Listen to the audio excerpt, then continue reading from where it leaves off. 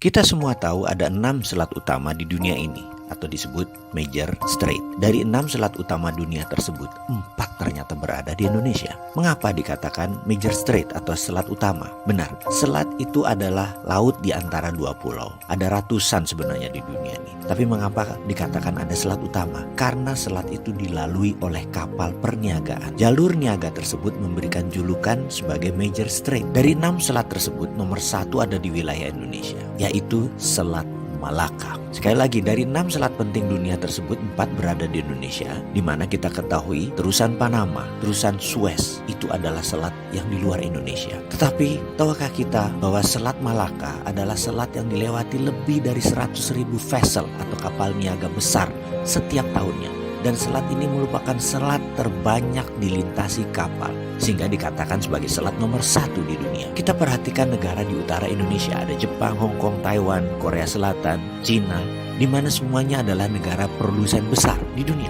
20% vessel mereka ke Amerika Utara, 80% kapal niaga mereka menuju arah Asia Timur, Asia Tenggara, Afrika, dan Eropa.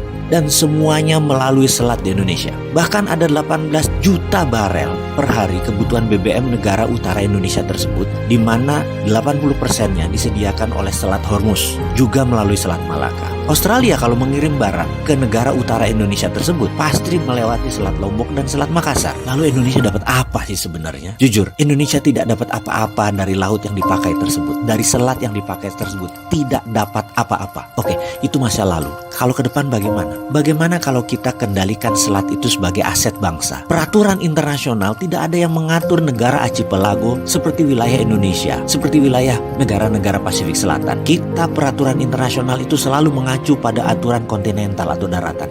Kita harus ubah wilayah laut selat Indonesia sebagai wilayah Indonesia, dan Indonesia memutuskan misalnya menutup laut tersebut. Apa yang terjadi? Dunia bisa geger. Australia lewat Papua Nugini kalau mau kirim barang ke utara. 4 negara utara Indonesia, Cina, Jepang, Korea, Taiwan, muter lewat Papua Nugini. Tidak usah pakai Selat Malaka. Nggak bisa masuk lewat Natuna. Atau kalau mau ya melipir lewat sisi Thailand dan melipir lewat sisi Malaysia di Selat Malakanya. Pokoknya kalau mau melewati wilayah Indonesia, bayar asuransi senilai 1% dari nilai barang. Kita tahu barang yang lewat tersebut ada lebih dari 2 triliun dolar atau 2.000 billion. Jadi kalau itu kita asuransikan atau kita pajakin versi kita dengan nama asuransi, kita mendapatkan lebih dari 250 triliun per tahun. Dan ini untuk devisa negara. Akankah negara adik kuasa seperti Cina dan Amerika marah besar? Pasti. Beranikah kita melawan dan mempertahankan hak kita? Harus berani. Itu namanya revolusi.